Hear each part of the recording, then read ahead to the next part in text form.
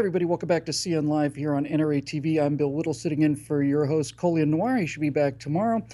And, we live in an age of miracles and wonders. And for some reason, when we don't get the miracles right on demand, we all get kind of a little bit dismayed. We had Professor William Jacobson with us for a few moments there on Skype. He was coming in with sound and picture. It looks like some kind of connection problems, but we've got him on sound anyway, so we'll be able to at least hear what he's thinking. So, Professor Jacobson, you still with us? I am with you. Can you hear me? I can hear you just fine. Thank you very much. Okay. Great. I think the Russians hacked our phone call. Yeah, that's right. They hacked our phone call. They hacked my water supply. They hacked everything. These Russians, darn them. Professor Jacobson, let's talk about what we saw on Capitol Hill today. Yes. I think Trey Gowdy is one of you could count the defenders of this country in terms of the Congress, I think, on one hand. And when I watch Trey Gowdy, I've got hope for the country. Gowdy not only understands when other parties abuse their power, but Gowdy also understands the amount of power that he has as a congressman and the duties of Congress. I think he's an exceptional man. He was basically questioning James Comey today, FBI Director James Comey, and it looked to me, Professor Jacobson, that Trey Gowdy was maneuvering for the same kind of airtight arguments that he's made in the past. Do you think James Comey's in some trouble here? Well, I don't know if James Comey is in trouble, but there does seem to be some inconsistencies. For example, he says that he's very technical when he talks that there was no wiretap and there was no court order.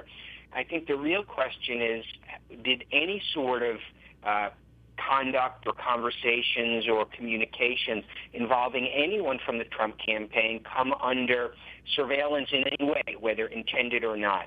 I don't know if we got an answer to that.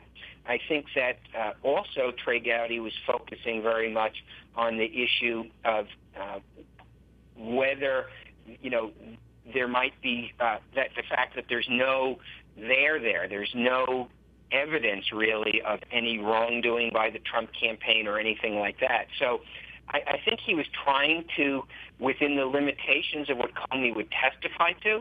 So whenever Gowdy tried to get anything specific, he was met with, well, I can't mention that because it's an ongoing investigation.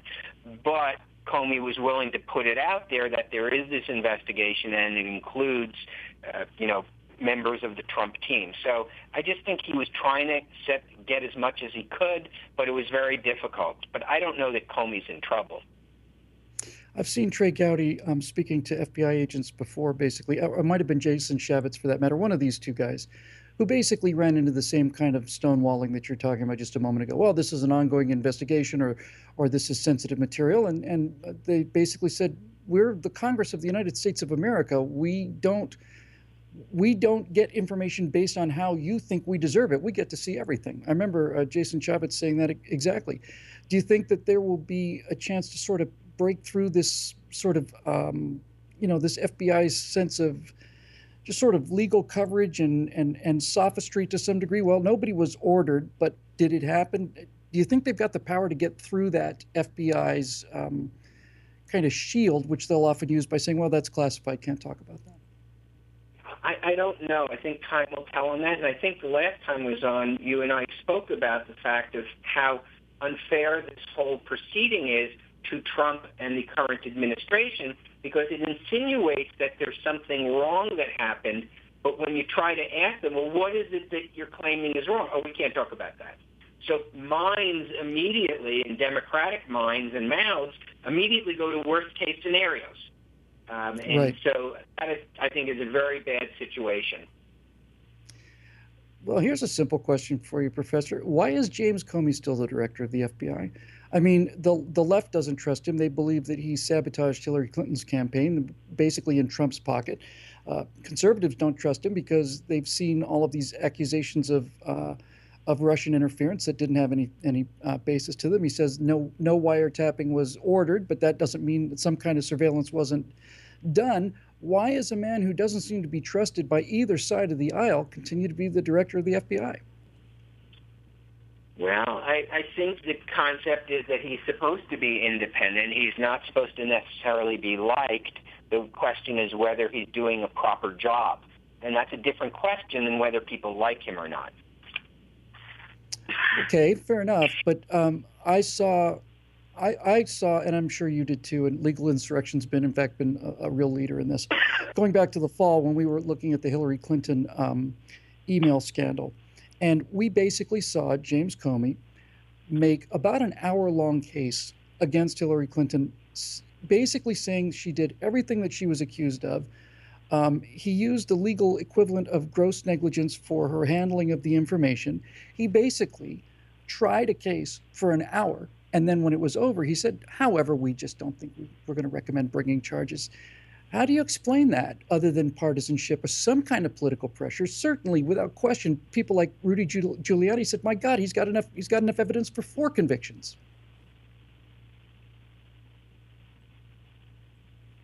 Hello, are you with us? Well, just because I don't get an answer doesn't mean I can't ask the question, right? I mean, that's really kind of the fun of the whole thing.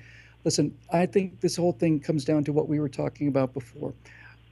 We have Yeah, I'm a sorry about that. Yes, I think the point is that nobody really knows what's up with him. He put out that letter 11 days before the election. Then he kind of rescinded it 2 days before. It's just a very strange conduct. I can't attribute bad motives because I just don't know enough about him, but it is bizarre conduct. And now he's put it out there that there's an investigation, which has been reported for months and months and months. But he won't tell you anything more about it. We're left to congressmen who get briefings saying that there's no proof of collusion, but Comey won't say that. So it's a bad situation because the investigators for the government, the FBI and the other services, have so much power. They can't just leave it hanging out there that there's an investigation and that it involves people from the campaign, and then they're not going to tell you another thing about it. That whole scenario is a very bad scenario. Bizarre is the word, Professor. I mean, bizarre is the word because, again, the clearest example I saw of just inconsistent behavior on the part of James Comey was when he comes in. Listen, if he had decided politically that Hillary Clinton was not going to face charges, then the press conference announcing that would have taken 20 seconds. He would have said something to the effect of, ladies and gentlemen, after a careful review of all the evidence, we found a few significant breaches of Hillary Clinton, but nothing to suggest that she broke the law in any way whatsoever. End of the discussion. But he comes out and makes an hour-long case of all the things that she did and all of the statements that she made. And then Gowdy interrogates him, and Chavez as well, saying, Secretary Clinton said that this didn't happen. Did this happen? Yes. Secretary Clinton said that this didn't happen. Did this happen? Yes. And anybody, forget what side of the aisle you're on, if you believe in reason and just listening to what people are saying, you can't square those two. There's something going on with this guy that doesn't make any sense to me. I agree with those sentiments. I think the question is what's going on, and that I don't know, because he did this whole, as you mentioned, he essentially convicted her in the first 20 minutes of his press conference and then announced, when he had convinced everybody she should be prosecuted, he announced that no reasonable prosecutor would bring charges. So I don't really know what's going on with him, but something wrong is happening here because he's allowing these insinuations to go forward and allowing the speculation to go forward. He should just say nothing. He should have come to Congress and said I can't tell you a thing. There you go.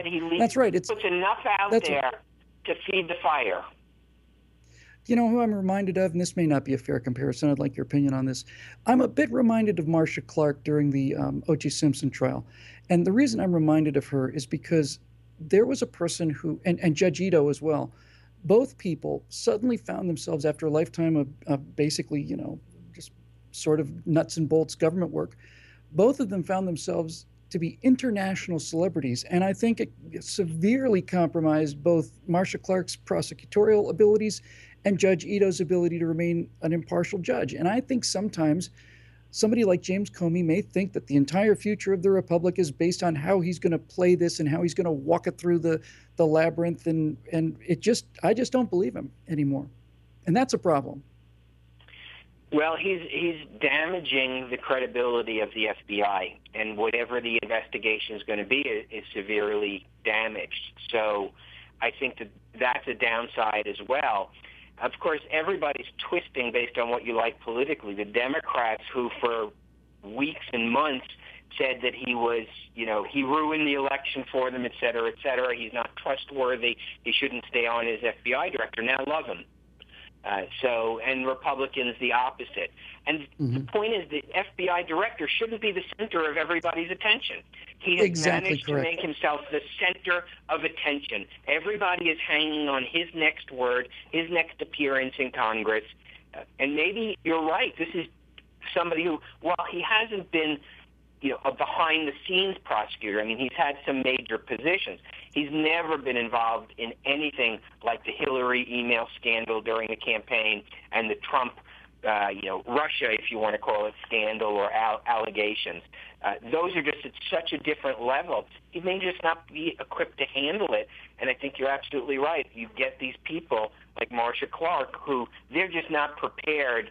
It's like going from, AAA ball to the World Series final game, and you're just not prepared for it. And it may be he's just not prepared for it from a public relations or a media interaction basis. I think that might be exactly it. I don't know. I think we're running out of excuses. Professor Jacobson of Legal Insurrection has been joining us by phone. Thank you very much for being with us again today, Professor Jacobson. We really appreciate your insight on these things. Okay, take care. Yeah, it's possible that James Comey is going through the same thing that I thought an excellent man named David Petraeus went through. When I found out that he was in trouble, I was shocked. And when I found out it was because he was emailing a woman 40 times a day, I was destroyed. But sometimes fame and recognition will do that to you, even the very best of people. This is CN Live on NRA TV. I'm Bill Whittle, sitting in for Colion Noir. We'll be back right after the break.